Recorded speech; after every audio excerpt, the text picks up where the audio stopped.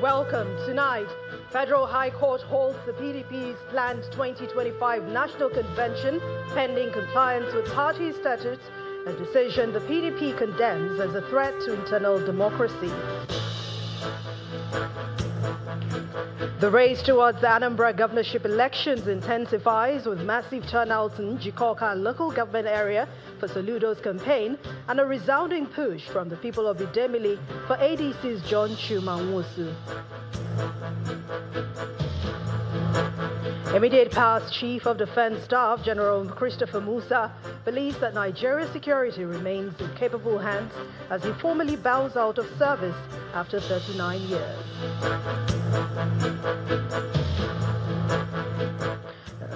President Donald Trump redesignates Nigeria as a country of particular concern, cites alleged threat to Christians, as the federal government strongly rejects the designation, warns against misrepresenting insecurity as religious persecution.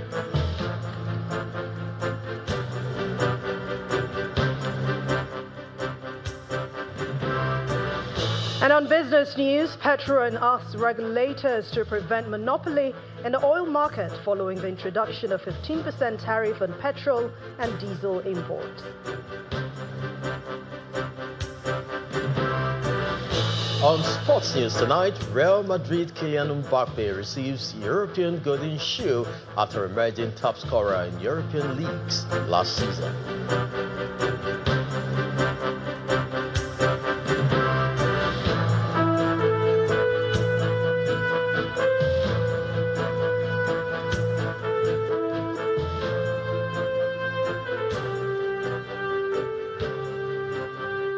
We begin tonight at the Federal High Court in the nation's capital, Abuja, where Justice James Omotosho has stopped the planned National Convention of the People's Democratic Party, the PDP, asking the party to comply with the statutory and constitutional requirements and the Electoral Act.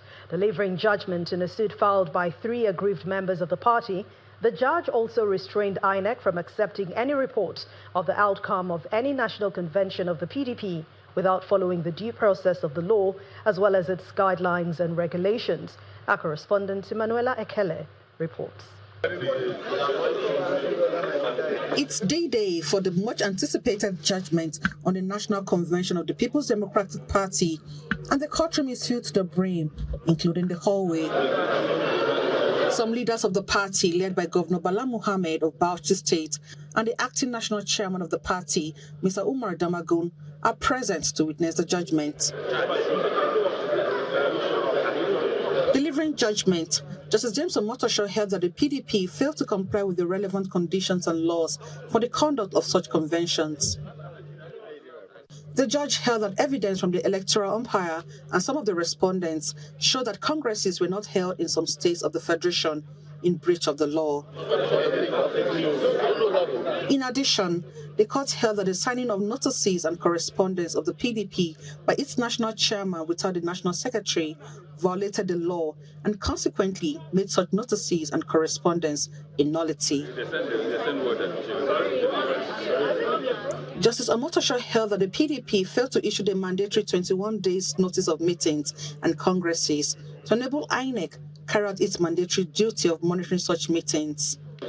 He restrained INEC from receiving, publishing, or recognizing the outcome of the convention until the law has been complied with. However, the leadership of the party plans to appeal the judgment.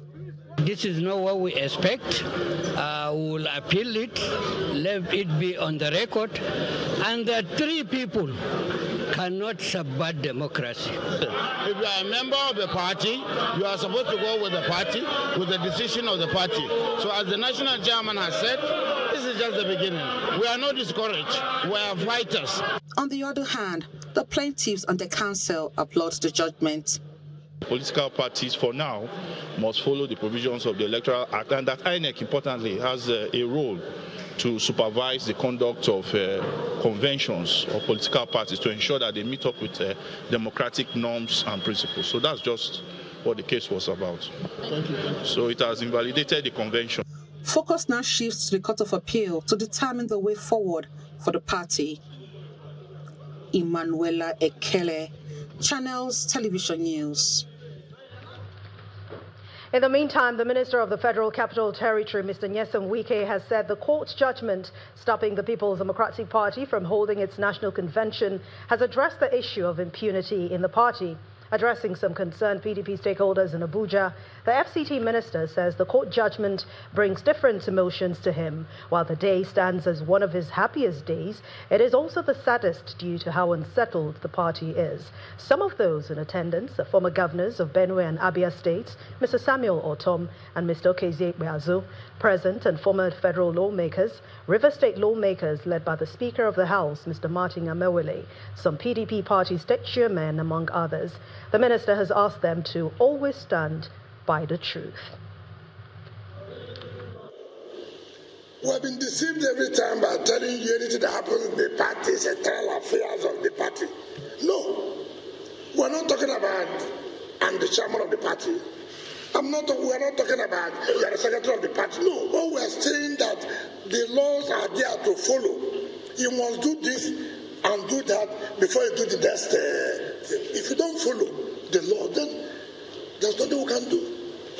It's unfortunate that the National Convention cannot hold the so-called purported National Convention. That some people felt that no other person will collect from. Nobody will sit down to discuss where anyone is zoned. Few people will sit in their houses and zone positions and put the funds in their pockets. It has never been bad like this in the People's Democratic Party. It has never been.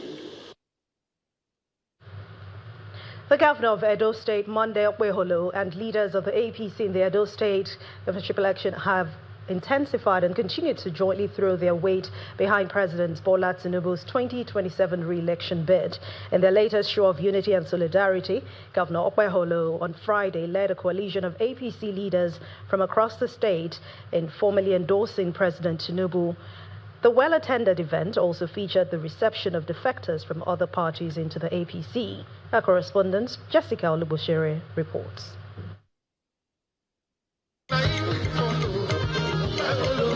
The open field of Okuje Primary School in Uromi, Asa Northeast local government area, is abuzz with APC party faithful and supporters as the event, designed to welcome defectors to the party amid other major activities, gets underway.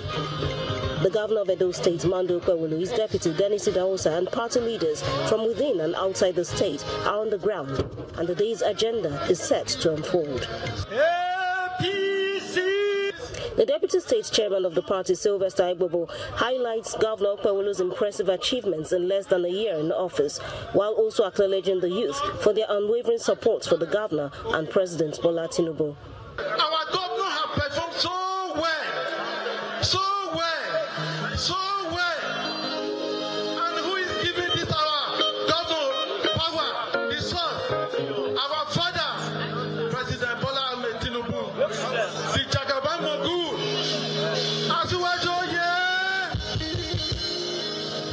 You are welcome to the progressive family. Welcome. The APC State Chairman officially welcomes the defectors to the party, with the new entrants citing the governor's good works in the state as the reason for their switch. We have no choice. All we want is development. If the governor is developing the state, then what are we waiting for? This reception sets the stage for a major highlight of the event, the endorsement of President Bola Tinubu for 2027 by the APC in Edo Central Senatorial District. Governor Okpewolu subsequently takes to the podium. President Bola Tinubu has unified the ancient rate to eliminate a situation where people don't work, they are making money. And your people are there beginning to say that, look, it doesn't matter what you know, it is who you know. President Tinubu said, no, it is what you know from now on that will determine what you become. Yes, oh yeah! This time, I'm not going to talk much. I will only thank Mr. President for what he's doing for Edo people.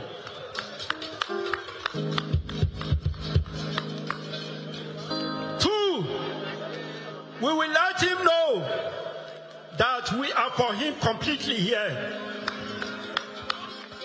The event concludes with a renewed sense of purpose and unity among APC members and supporters as they celebrate the party's growing momentum in Edo State. Jessica Oluguse, Channels Television News.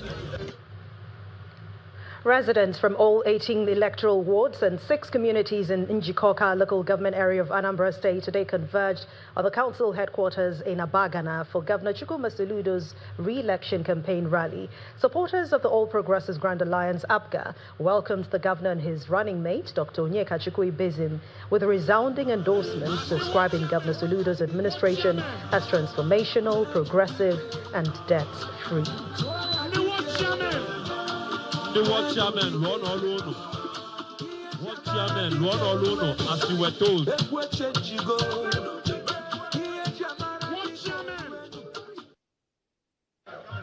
We are here to tell you that we are solidly behind you. Your candidacy is ours, and we are going to prove that come November 8th.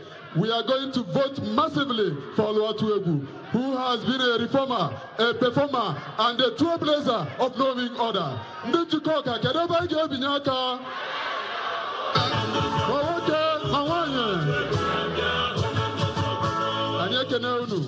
We are urging our party structures, our ward party structures, our local government structures, please work extra hard to mobilize voters, to mobilize them, knock on doors. Let us surpass that. Let us surpass the 25% participation. Let us surpass 30% this time.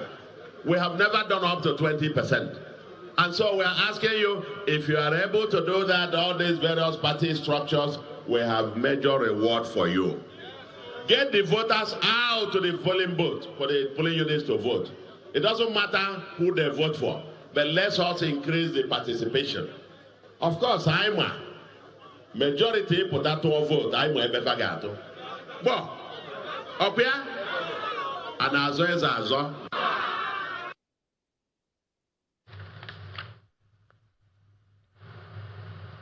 And on the other side of the divide, the people of Idemili North and Idemili South local government areas of Anambra State have declared their unwavering support for the candidate of the African Democratic Congress, the ADC, John Chuma Nwosu, in the November 8th governorship election in the state.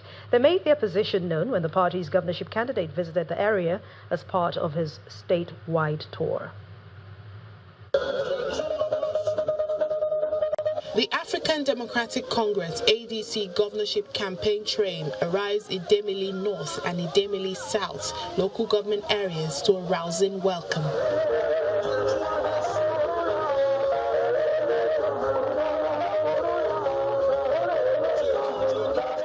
Addressing the people, the ADC governorship candidate John Chuma Nwosu thanks them for the overwhelming show of love and support and charges them to translate the same to votes in the November 8th governorship election. I'm pleading with you for us to join hands, work as a team. Work as a team. If we work as a team, we will win.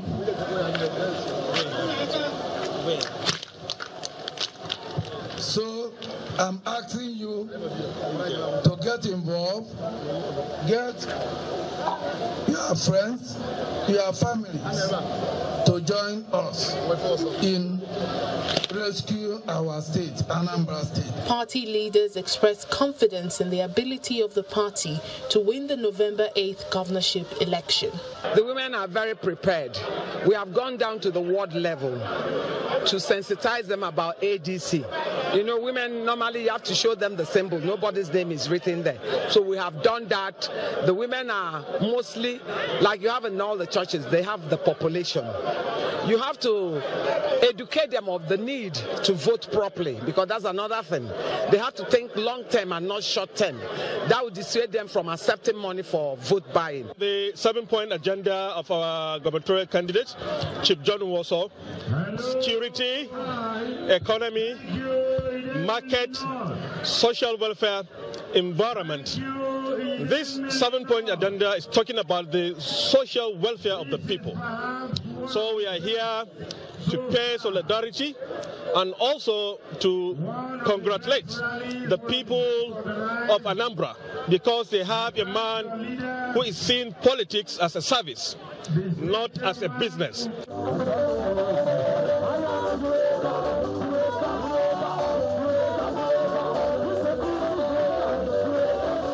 The ADC is on its final lap of campaigns across the 21 local government areas of the state, even as November 8th election draws closer.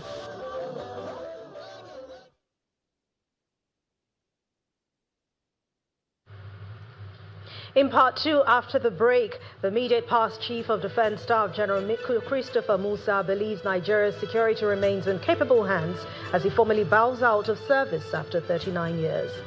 Please join us again.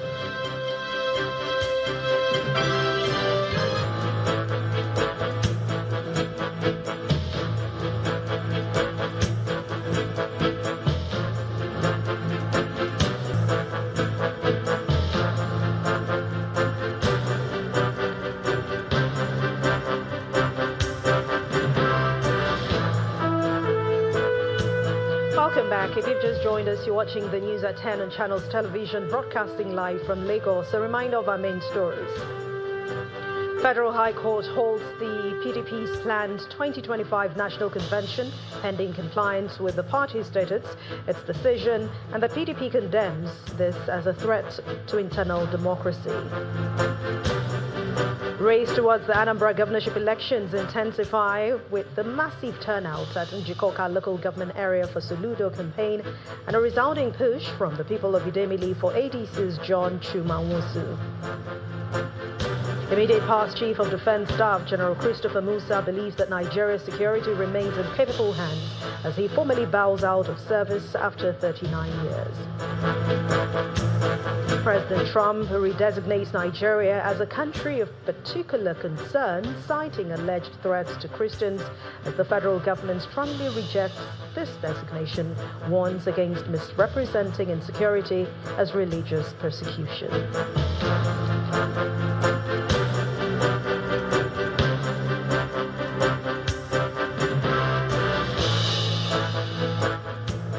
We move away from politics now. Let's turn our attention to security matters. The immediate past Chief of Defense Staff, General Christopher Musa, believes that Nigeria's security remains in capable hands as he formally bowed out of service after 39 years. General Musa stated this at his valedictory remarks speech during the pull-out parade in Abuja. According to him, leaving the Nigerian Armed Forces with a clear conscience, stating that he gave his very best. Our correspondent Benny Ark reports.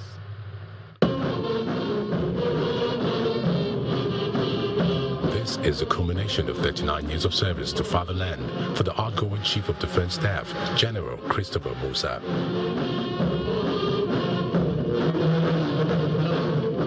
A ceremony etched in military tradition as officers, including the new service chiefs, gathered to honor Nigeria's 18th Chief of Defense Staff, who was pulling out of the military. The former Chief of Defense Staff inspects the parade mounted in his honor.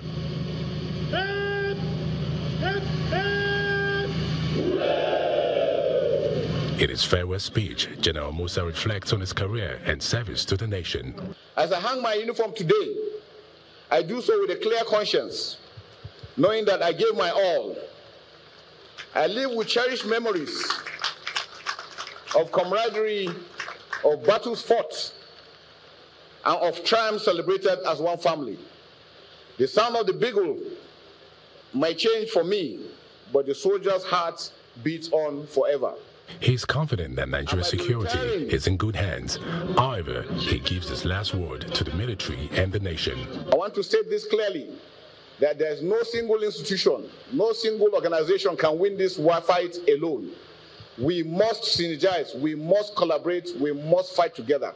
And I appeal to all Nigerians to pray for our troops, to pray for our security forces, so that we can win, and together we shall succeed. Nigeria shall continue to develop. Then, in the military fashion, came the pulling out exercise.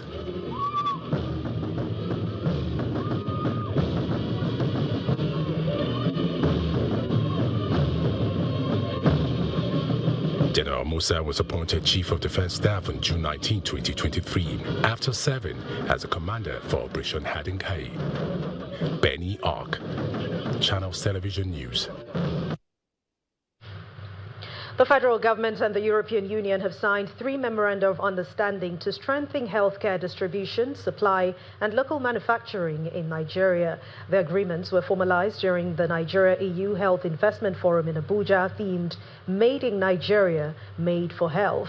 The national coordinator of the Presidential Initiative for Unlocking the Healthcare Value Chain, Dr. Abdul Mukhtar, says the partnership will significantly enhance local production of healthcare products, tapping into a market currently valued at $4 to $6 billion. Thank you so much. This is the Nigeria-EU Health Investment Forum, organized by the European Union in collaboration with the Presidential Initiative for Unlocking the Healthcare Value Chain under the theme Made in Nigeria, Made for Health. Warm round of applause to Dr. Abdul Mukhtar. Thank you so much, sir, for sharing your thoughts. It is a gathering of government officials, international partners, and private sector players focused on attracting investment, promoting industrialization, and enhancing local pharmaceutical manufacturing. Today, we are signing new commitments, including those under the MAP Plus initiative, to expand vaccine and health product manufacturing, and that between Bayer and Chromedics for local production of essential reproductive health products, which is a bold step towards health security, job creation, and greater self-reliance for Nigeria. 3 agreements were signed under the EU Global Gateway Initiative. They include the enabling local manufacturing of health, immunization, and nutrition commodities in Nigeria, quality uplift for advancing local industry in medicine standards, and the regional agreement strengthening reproductive health and rights in West Africa. The European Union ambassador to Nigeria and ECOWAS, Ambassador Gautier Mignot, reaffirmed the EU's commitment to supporting Nigeria's health sector, especially in local manufacturing and regional health security. Today, we are looking at a potential pipeline of 150 million euros, which together with the 80 million euros NAF Plus budget that we are launching today, brings a total support for the government's local manufacturing agenda to over 130 million euros. The Presidential Initiative for Unlocking the Healthcare Value Chain also midwifed a partnership between German pharmaceutical giant Bayer and Nigeria's Chromedics to establish a reproductive health products manufacturing facility in Anambra State.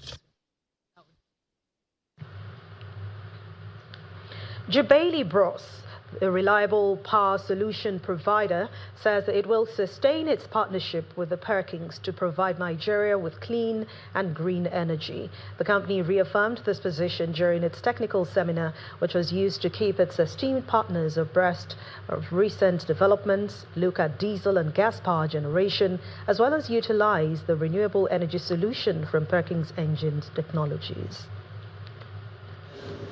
The seminar brought together corporate clients, partners, consultants, and technical experts for presentations on new product innovations, renewable energy solutions, and hybrid power systems geared towards a greener transition. Jubali Bros reaffirmed its commitment to powering the future in line with the seminar's theme, Powering Nigeria, Diesel, Gas and Hybrid Versatility for a Sustainable Future. We at Jubali Bros continue to evolve. Our mission is not only to provide reliable power, but to build long-term value through technical excellence, strong partnership, and innovative energy solutions. The seminar also provided a platform for knowledge exchange and collaboration among key industry players. Perkins says its partnership with Jubali Bros remains focused on cleaner, more efficient power solutions that extend engine life.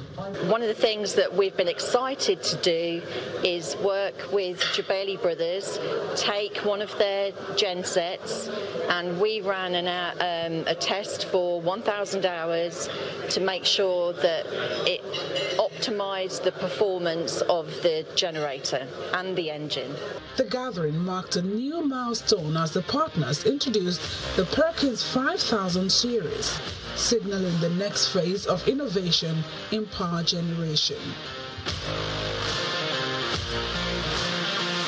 Present to the market more solutions, updated solutions, in collaboration with Perkins and partners like MWM as well. Jubali Bros remains optimistic that his strengthened collaboration with Perkins will accelerate the deployment of advanced renewable and hybrid power technologies nationwide. And now we are beginning to see the improvement that Perkins is doing on their products, most especially the 5000 series that they have introduced, because a lot of industries actually work with those big equipments, that go above the 800 kVA and all that. Alternative energy from the grid. So I see that as an invention or an inventive product which is going to be very useful for the market participants. With the renewed partnership, stakeholders say Nigeria can expect more efficient solutions across gas, hydro-treated vegetable oil (HVO), and conventional fuel-powered systems, positioning the industry towards a more sustainable energy future.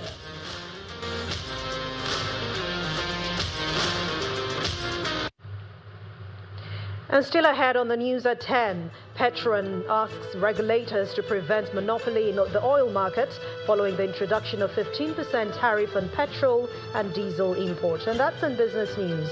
Please join us again.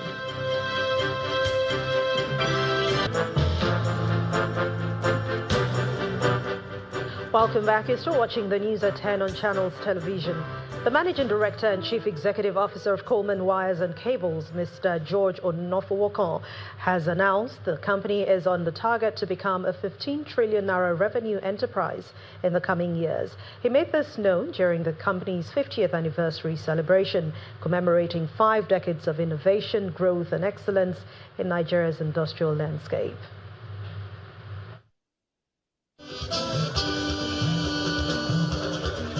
The evening lights up in elegance as the creme de la creme of society, including political, business and industry leaders, gather for a night of celebration.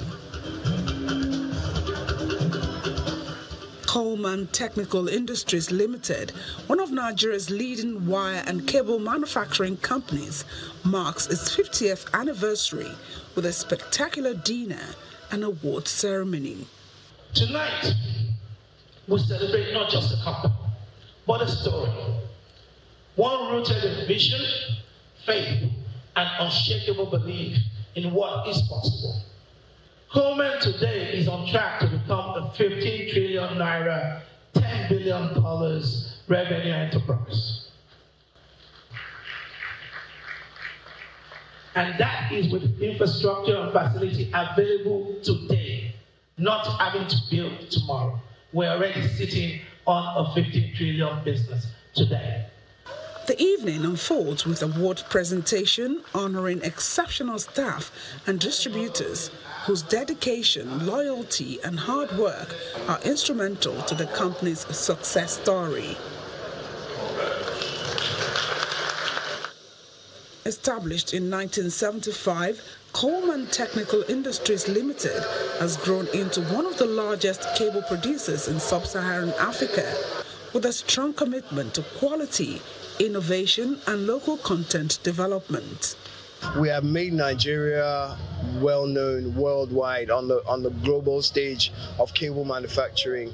We're the only company that produces high voltage cables in West, Central and East Africa. We're the only ones that make fiber optic cables in sub-Saharan Africa. For us and for me, the best wishes for this company is to see another 50 years.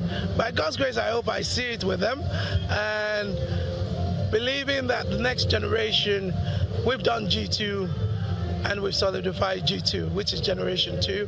Our prayer is generation 3 takes over from us and even do greater than us. I feel the greatest in the whole world. road. And if you look at what has happened today, unexpected, I don't even know what to say and what not to say. But all I can say is glory to God for these children, and they've honored me. God is going to honor them.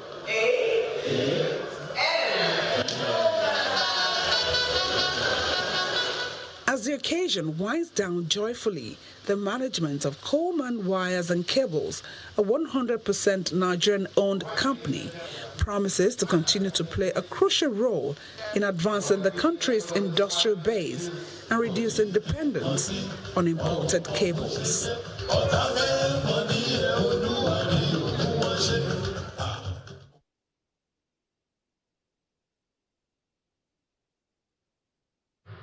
Augustine University, Ilara has held its 7th convocation ceremony. During the event, over 140 graduates were awarded degrees of various disciplines. Nigerian businessman and philanthropist Mr. Femi Otedola, who is also the Chancellor of the university, donated 4 billion naira to Augustine University to help support the completion of the electronics engineering block, and 1,000 copies of his book, Making It Big, to the students and staff of the university.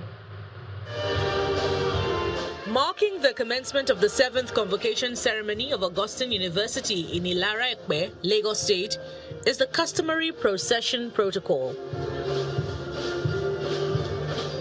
The convocation ceremony commences in earnest with Nigerian businessman and billionaire who is also the Chancellor of the university, Femi Otedola, expressing confidence that graduates will flourish outside the school.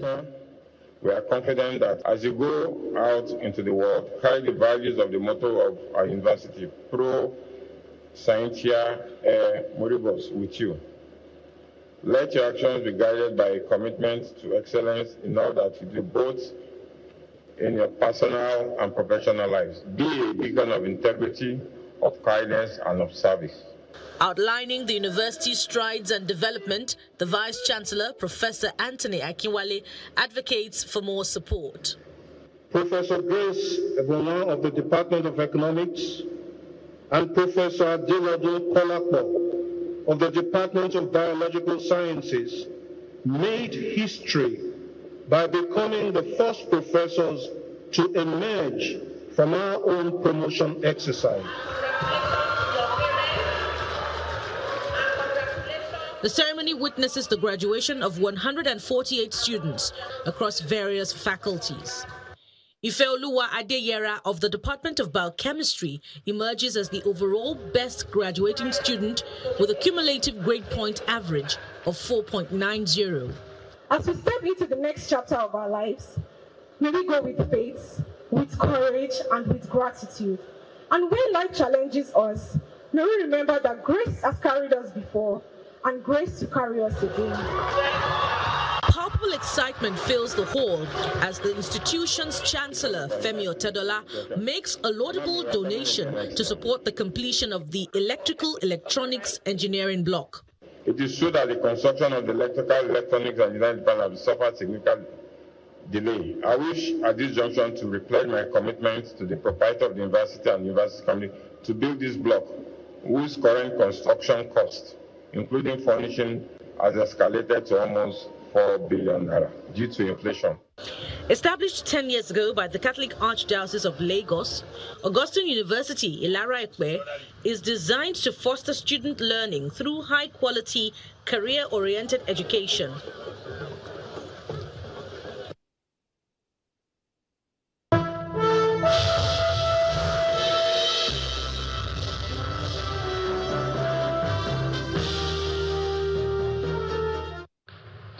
Welcome to Business News. The Petroleum Products Retail Outlet Owners Association of Nigeria, Petron, has asked regulators such as the Nigerian Midstream and Downstream Petroleum Regulatory Authority to prevent monopoly in the oil market following the introduction of 15% tariff on petrol and diesel import. In a statement released today, Petron commended the new policy, which is set to take off from November the 21st, but warned that monopoly might harm the oil market if local refineries are not properly regulated.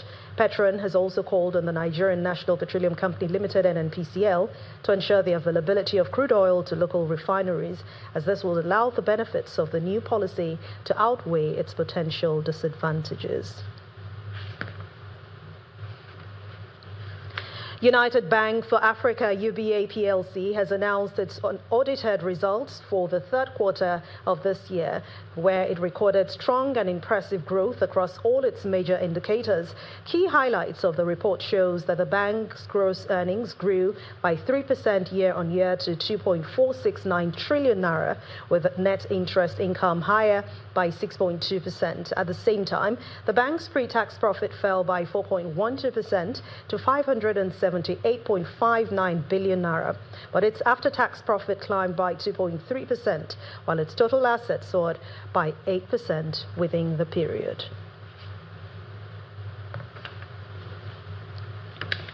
And for the domestic stock market, it's a positive close on the final trading day for the month of October after a 4 consecutive day of losing streak. Laddie Williams tells us more.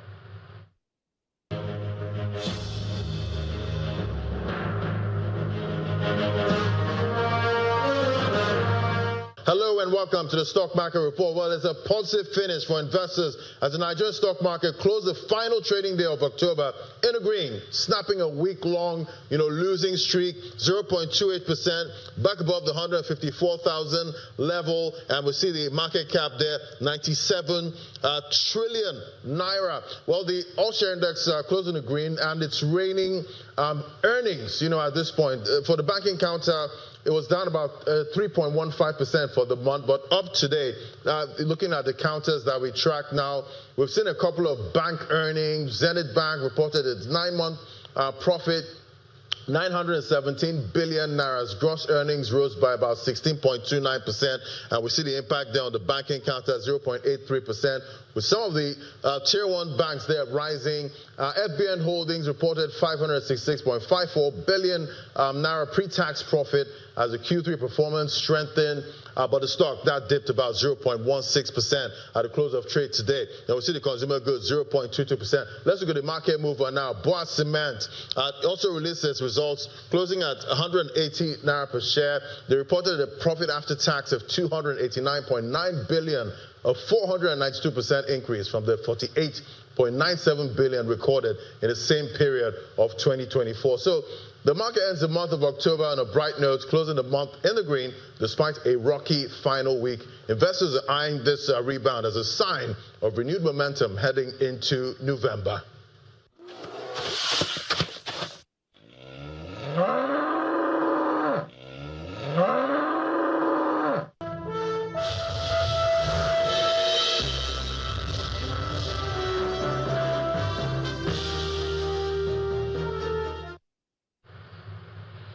Away from business and outside our shores, U.S. President Donald Trump has redesignated Nigeria as a country of particular concern in a response to allegations of a Christian genocide in the country. President Trump announced his decision in his Truth Social post today.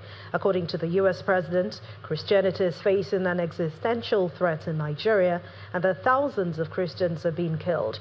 Before now, the federal government of Nigeria had consistently refuted claims by the United States. The special advisor to the president on policy communication, who appeared earlier this month on our political program Politics Today, maintained that the country's security challenges are not driven by religious bias, but they are very complex, multifaceted issues affecting both Christians and Muslims. Yes, to the fact that there have been killings. No to the fact that the killing is because they are Christians. You see, because anywhere a crime is committed, the tribe or religion that is predominant in that place will be the most casualty. You will see the most casualty there. In the same way you see in Zamfara, in Sokoto, in Katsina, in Kebbi, where these bandits have come and killed people, abduct people, majority of them are Muslims. So when you go to Benue and Plateau State, where predominantly they are Christians, when these things happen, the most of the casualty will be what? The Christian people. The United Kingdom government says it has no plans to pass a law to formally remove Andrew Mountbatten Windsor from the line of succession, and that's after losing his royal titles. Buckingham Palace had announced on Thursday that Andrew would lose all of his royal titles and leave his 30-room mansion in Windsor. However, Andrew's move out of Royal Lodge may not happen until next year. Here's Saman Pusey with more international news and around the world in 5 from a London studio. Good evening and welcome to the Channel studios here in London with your international news around the world in 5. At least 19 people have died in Jamaica as a result of Hurricane Melissa as search and rescue efforts continue and authorities try to get aid to hard-hit areas. The hurricane, one of the most powerful to strike the Caribbean, has also killed at least 30 people in Haiti. Electricity remains out to most of the island, and as people try to salvage damaged homes and belongings from floodwater and mud, many thousands are growing increasingly desperate for aid. Parts of the country have been without water for several days, and food is growing increasingly scarce.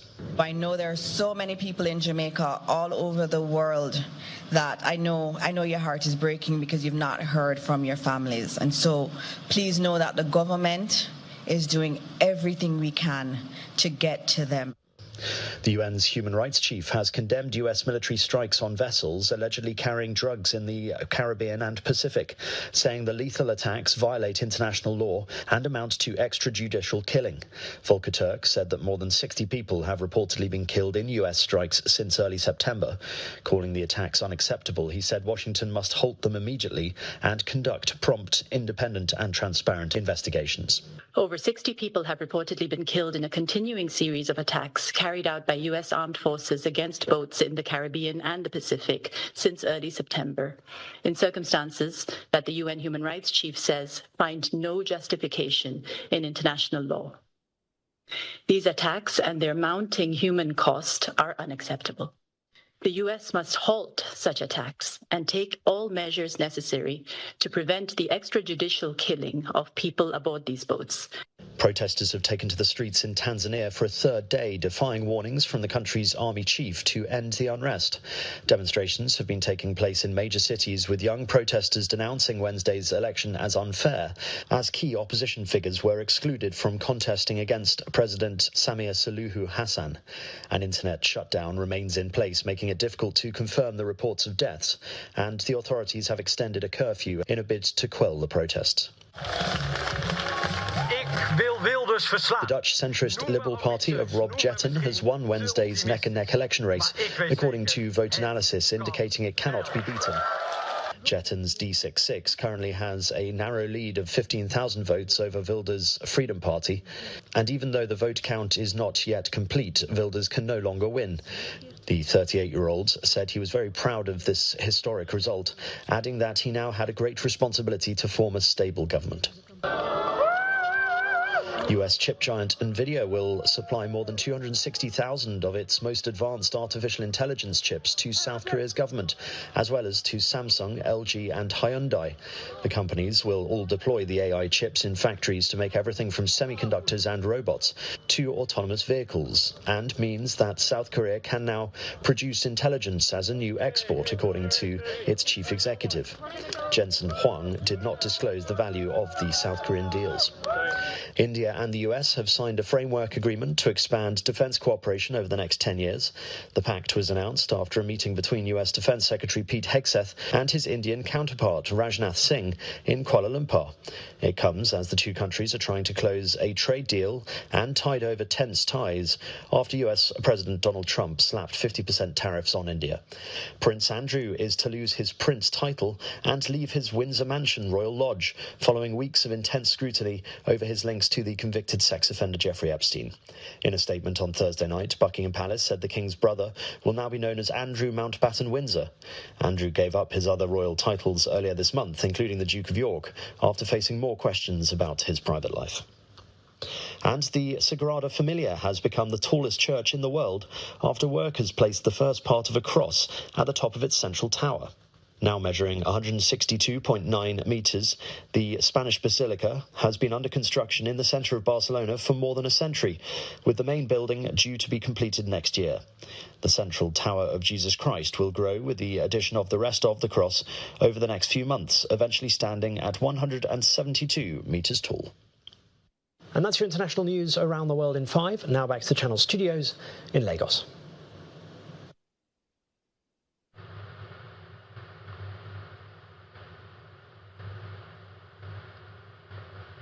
Now let's join Chris Ellems to take us through the world of sports.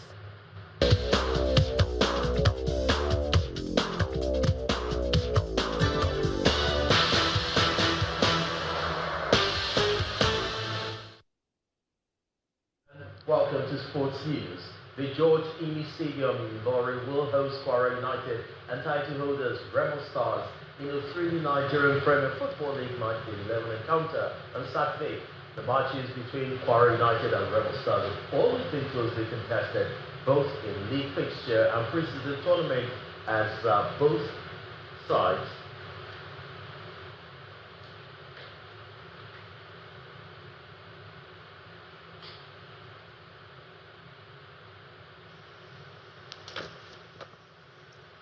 The George Eni Stadium in Ilorin will host Kwara United and title holders Remo Stars in the thrilling Nigeria Premier Football League match day 11 encounter on Saturday. Matches between Kwara United and Remo Stars have always been closely contested, both in league fixtures and pre-season tournaments, as both sides recorded home victories against each other last season. Bendel Insurance will host Warri Wolves at the Samuel Ogbemudia Stadium in another match day 11 game for tomorrow. The Seasiders head into the game in fine form with 4 games unbeaten run, while the Benin Arsenal, who are 19th on the MPFL log, were held to a 1-1 draw by Kun Khalifa last weekend. And Real Madrid forward Kylian Mbappe has won the European Golden Shoe, an award given to the top scorer in European leagues last season. Mbappe scored 31 La Liga goals last season, his debut campaign with Madrid to win the prestigious individual trophy presented by the Organization of European Sports Media. For the first time in his career, the French striker expressed hope that he will win the award again next year.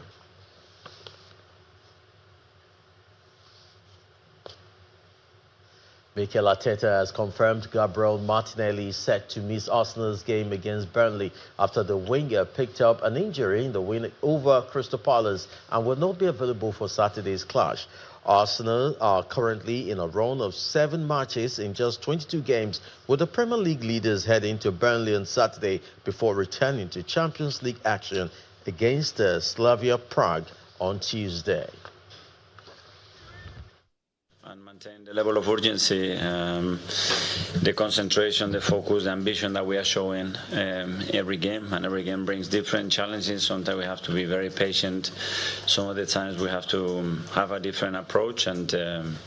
And the game against Burnley is going to be really tough. They are extremely well coached. I know it's called really well what is done with the club and with this team. It's formidable. And when you look at all the games, and I see 5 of those, the last games that they played, very, very tough team to beat. Senegal's president has unveiled the mascot of the Youth Olympic Games to be held in October 2026 at a ceremony in the capital, Dakar. The figure of a lion, which has been nicknamed Ayo, which means joy in the Yoruba language, was presented to the public ahead of the Games, which will take place for the first time on the African continent.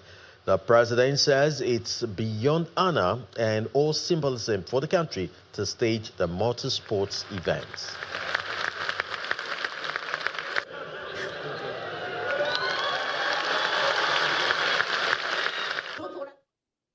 And Felix Auger-Aliassime cruised to a straight-set victory over Valentin Vacherot earlier today to reach the Paris Masters semi-finals and kept his bid to qualify for the ATP finals alive. The Canadian had come from a set-down in all 3 of his previous matches at the Early Defense Arena, but eased past surprise Shanghai Masters champion Vacherot 6-2, 6-2.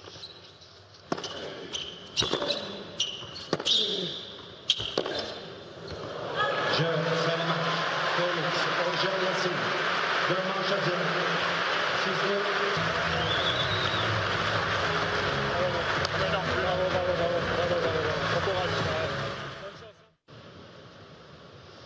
That sports is back to you, Anne.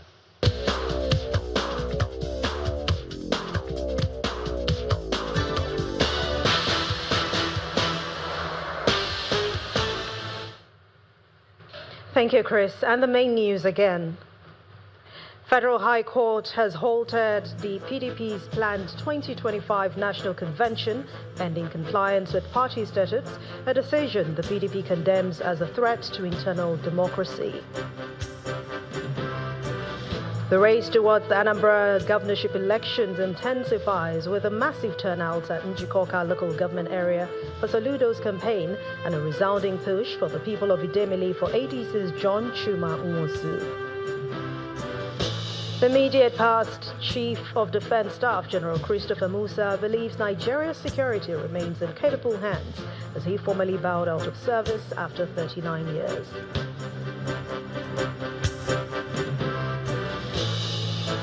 And that's the news at 10 for tonight. Thank you so much for watching. I'm Anne Nwawadu. Good night and have a wonderful weekend.